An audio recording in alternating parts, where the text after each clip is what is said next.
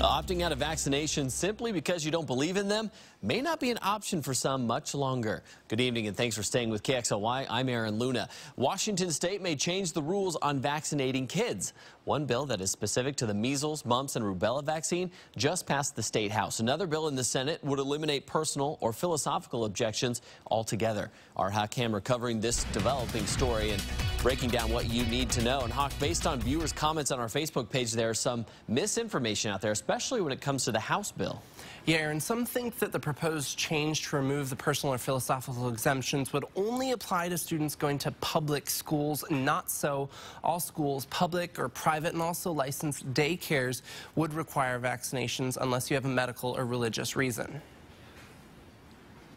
The now passed House Bill 1638 has been met with fierce criticism, largely from the anti-vaccination community, but a new group adding to the mix now. People saying this bill is an overstep of the government. Take these KXLY viewers on our Facebook. Chelsea and Jerry saying they're pro-vaccination, but don't want to be told what they have to do with their kids. So what would you have to do? According to the bill, if you want your kids to go to school with other kids, you'd have to get them vaccinated with the MMR vaccine. That's measles, mumps, and rubella. The only way out, a medical reason, such as compromised immune systems, or a religious reason. You could not get an exemption for a personal or philosophical reason. Right now, statewide, there are 33,000 kids exempt from the measles vaccine. Personal exemptions for all vaccinations account for almost 42,000 kids. As we're in the midst of a measles outbreak, which sits now at 71 cases on the west side, health experts have been trying to get the word out. The best way to avoid the virus is by getting vaccinated. They say it's safe and works.